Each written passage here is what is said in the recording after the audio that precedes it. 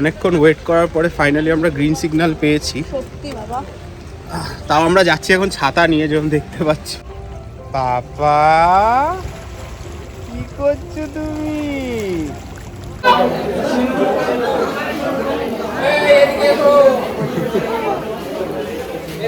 Hello everyone, good morning and welcome back to my channel রিস canvas. আশা করি তোমরা সবাই ভালো আছো, আমরাও ভালো আছি। তো কালকের ভিডিওটা তোমরা দেখলে যে আজকে সকালবেলাতেই আমরা শেষ করলাম, আর এখন ড্রেস পরে রেডি হয়ে গেছি। এখন যাব নিচে ব্রেকফাস্ট করতে। আর এদিকে কালকে আমি যে গলার হারটা পরে এসেছিলাম সেটা পাপা টান দিয়েছে আর ওটা না ছিঁড়ে গেছে। তো সেই কারণের জন্য আমি একটা হার কিনেছিলাম, বাট ওটা আমার খুব একটা ভালো লাগছে না, তো গলাটা এই জন্য ফাঁকাই রয়েছে। তো যদি পাই এখানে কোথাও তো কিনবো। আর আসলে সবসময় গলার হারটা পরে থাকি, তো ওই কারণে মানে আমার একটা অভ্যাসও হয়ে গেছে নিজেকে ওইভাবে দেখার। তো আজকে মনে হচ্ছে না গলাটা ফাঁকা ফাঁকা লাগছে। আর বাইরে এদিকে না মানে থেকেই বৃষ্টি হচ্ছে, তো জানি না আজকে আমাদের কী ঘুরবো কী করবো কিছুই বুঝতে পারছি না। তো ঠিক আছে, চলো যাই নিচে ব্রেকফাস্ট করি, বেরোই, তারপরে দেখা যাক কী করতে পারি আজকে। তো আর এখন এখানে আমরা ব্রেকফাস্ট করছি, ব্রেকফাস্ট করে আমরা একেবারে বেরোবো। আর আমাদের প্যাকেজের মধ্যে ব্রেকফাস্ট, ডিনার, লাঞ্চ সবটাই ইনক্লুডই ছিল।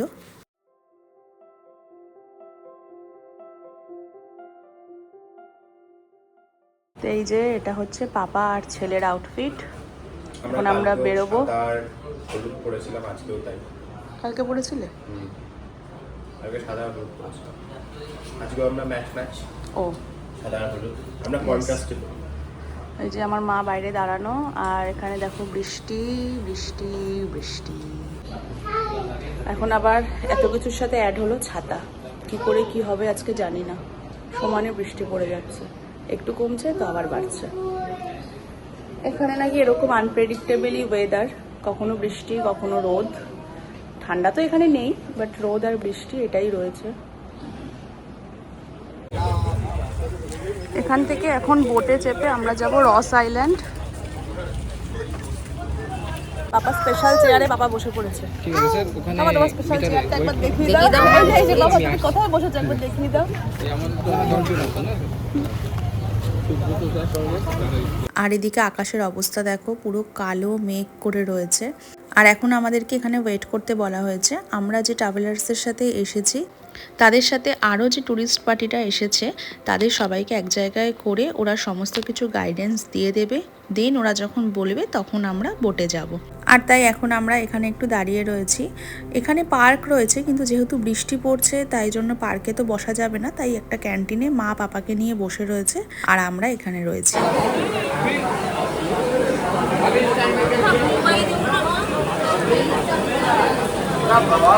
আর এদিকে বৃষ্টিতে আমরা সবাই আজকে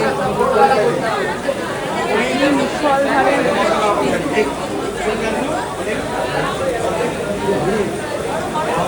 করার পরে ফাইনালি আমরা গ্রিন সিগন্যাল পেয়েছি। সত্যি বাবা, তাও আমরা যাচ্ছি এখন ছাতা নিয়ে, যেমন দেখতে পাচ্ছি।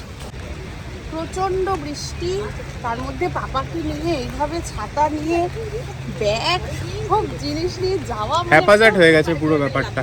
সত্যি মানে কেন ওরা ওখান থেকে একবার সিগন্যাল পাচ্ছিল, আবার বলছে না পাচ্ছে না।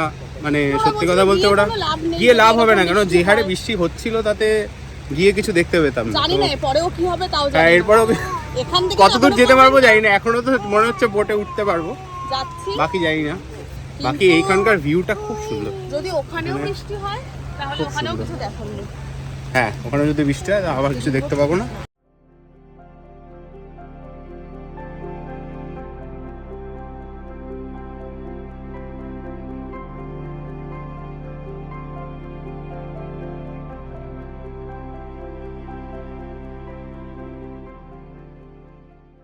যেহেতু বৃষ্টি হচ্ছে তাই বাচ্চাদেরকে নিয়ে এই জায়গাগুলোতে একটু অসুবিধা হয়, তবে এবার আমাদের সাথে কেরিয়ার ব্যাগটা থাকাতে কিন্তু ভীষণ হেল্প হয়েছে।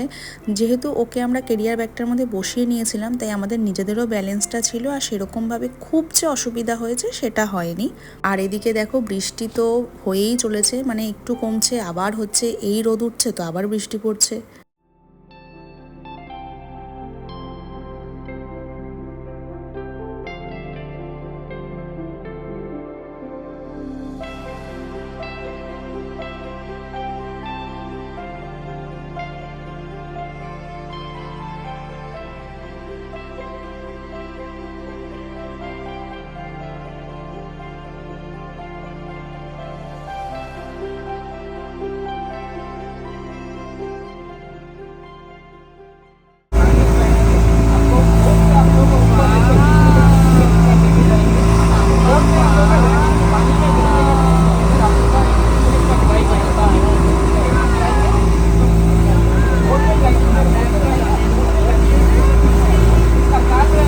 আর এই যে আমরা এখন নর্থ বেতে চলে এসেছি, আর এই হচ্ছে সাবমেরিন। তো আমাদের ইচ্ছা রয়েছে সাবমেরিনে ওঠার, কারণ বাকি আর কোনো অ্যাক্টিভিটি আমরা করব না, তো সেই কারণের জন্য ভেবেছি সাবমেরিনটায় উঠবো। এবার দেখা যাক কি করি।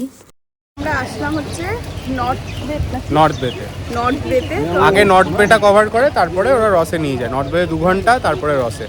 এখানেও ফোটা ফোটা বৃষ্টি হচ্ছে। তো নর্থ বেতে আসলাম। এবার এখানে অনেক অ্যাক্টিভিটি রয়েছে, যেমন স্কুবা ডাইভিং থেকে শুরু করে স্কুবা ডাইভিং, তারপরে সাবমেরিন, হ্যাঁ, তারপরে হচ্ছে ওই সি ওয়াক, হ্যাঁ সি ওয়াক, তারপর হচ্ছে গ্লাসের মানে ভেতরে গ্লাস বটম, ওটা দিয়ে আর কি জলের তলার যে কোরাল এগুলো দেখা যাবে। তো এগুলোর মধ্যে থেকে আমরা শুধুমাত্র সাবমেরিনটা করব। আমি তো স্কুবা ডাইভিং, অ্যাকচুয়ালি আমরা ভেবেছিলাম সাবমেরিন আর ওই গ্লাস বটমটা করব, কিন্তু সাবমেরিন করলে অ্যাকচুয়ালি নিচে নিয়ে যায়, তো ফ্লোট দেখা যায় ওরা বলছে। আমরা জানি না, আমরা করিনি কোনোদিনও। ওরা বলছে যে এটা যদি সাবমেরিন করে নাও তাহলে আর গ্লাস বটমের দরকার হয় না। তো দেখা যাক। প্রথম থেকেই না, হ্যাঁ, স্কুবা বলতে গেলে আমার ইচ্ছা ছিল, কিন্তু তারপরে আমি পিছিয়ে গেলাম। ও সাঁতারও জানে না, ওই সাঁতার লাগে না, এটা সত্যি কথা বলতে। ওরাও বললো যে সাঁতার লাগে না, যারা সাঁতার না জানে তারাও করতে পারে। আমার কথা, তারপরে প্যারাসিলিং রয়েছে এখানে প্যারাসিলিংও হয়। আমার কথা ভালোভাবে ধীরে সুস্থে যাওয়াটাই, ঘুরতে এসেছি, ঘুরে বাড়ি যাওয়াটাই। না, এই সময় দাঁড়িয়ে লাইফ ইন্স্যুরেন্সটা ইউজ করার প্রয়োজন নেই। না, সব আর দরকারও নেই, কারণ এমনিও বৃষ্টি। হ্যাঁ, তো থাক, চলো আবার যখন সাবমেরিনে যাবো তখন দেখা। আর তোমাদেরকে বলছিলামই আমরা সাবমেরিনটায় যাব। তো এই যে দেখো, এখানে সাবমেরিনে উঠে বসেছি। সাবমেরিনটা আর কিছুই না, এখানে বড় বড় এই গ্লাসগুলো দিয়ে সমুদ্রের নিচের এই যে বিভিন্ন কোরাল, ফিশ, এগুলো সব দেখা যায়।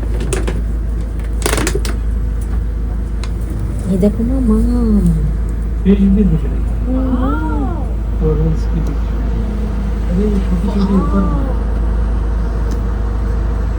মাম, হ্যাঁ মাম, ওই যে একটা ছোট্ট মাম, ছোট্ট ফিশ, বুঝছো বাবা? হ্যাঁ মামা, দেখো কি সুন্দর ছোট্ট ফিশ মামা, বাবা দুলছে দেখো। ওই দেখো কত বড় ফিশ, বাবা কত।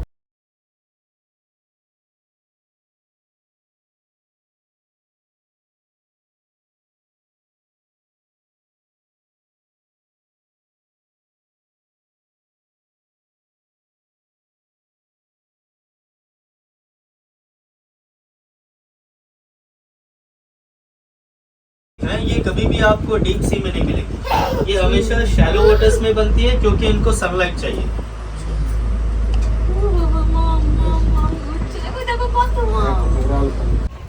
পাপা, কি করছো তুমি?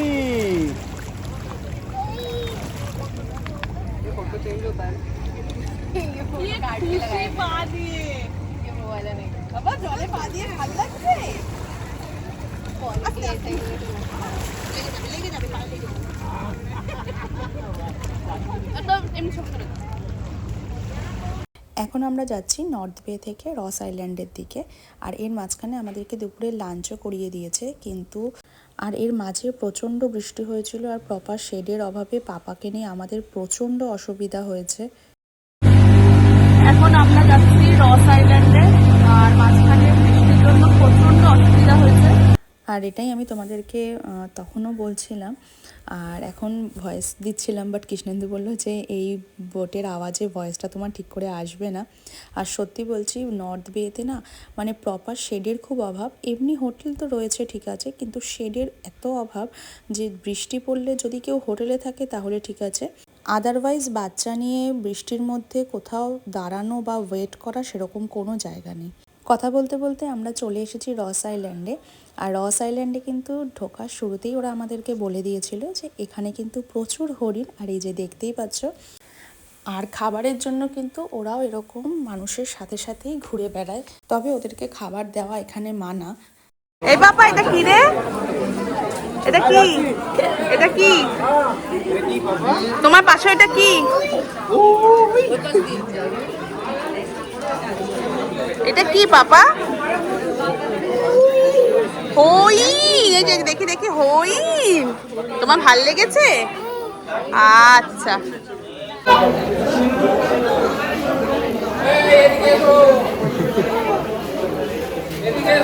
কি করছে বাবা? হরিণ কি করছে?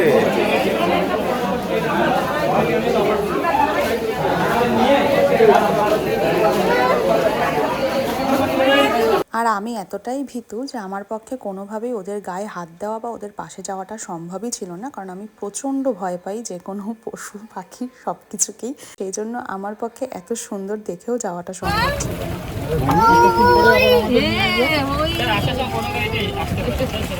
তো এই হচ্ছে রস আইল্যান্ড। আমরা এখন গাড়িতে উঠেছি। এখানে বেশিরভাগই সবাই গাড়িতে করেই ঘুরছে, কারণ অনেকটা জায়গা, তো এতটা হেঁটে ঘোরা তো সম্ভব না, তাই জন্য আমরা গাড়িতে করে। বাবা ময়ূর,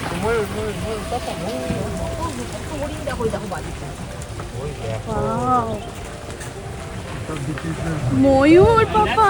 लेफ्ट साइड में जो फर्स्ट बिल्डिंग दिख रहा है प्रिंटिंग प्रेस, उसके बगल में पावर हाउस, उसके पीछे स्विमिंग पूल।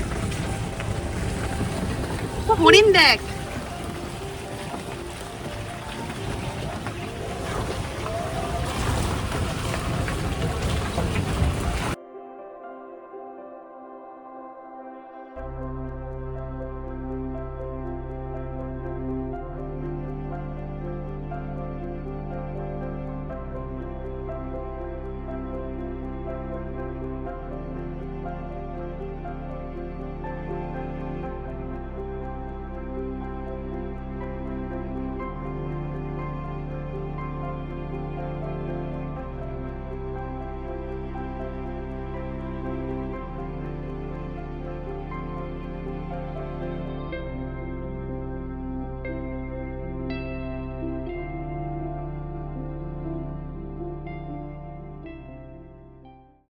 কতটা সাউন্ড পাবে জানি না।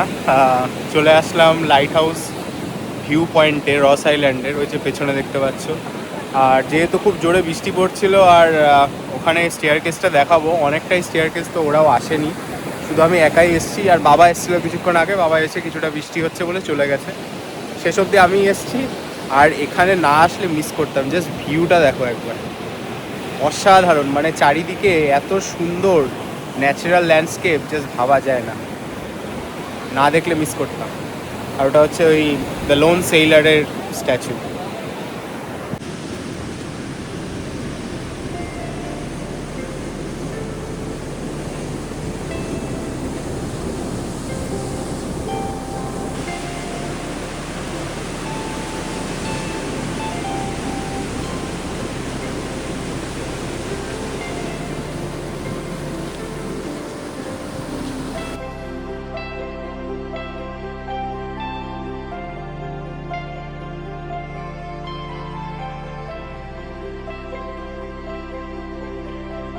আর এটা হচ্ছে সেই কারণ যার জন্য আধা মানুষ এই লাইট হাউসের ভিউ পয়েন্টটায় আসে না। নামার সময় তো অনেকটা ইজি লাগছিল, তো যাওয়ার সময় বোঝা যাচ্ছে কতটা স্টিফ রাস্তাটা দেখতে পাচ্ছ। কিন্তু ভিউ পয়েন্টটা সত্যিই মানে না দেখলেই নয়, এত সুন্দর জায়গাটা, এত ব্লিসফুল, খুব সুন্দর। আর ওখানে তো খুব সুন্দর ছবি আসার জায়গা আছে, কিন্তু আনফর্চুনেটলি আমার ছবি তুলে ধরার লোকই সাথে আসেনি। চলো ওঠা যাক, অনেকটা উঠতে হবে।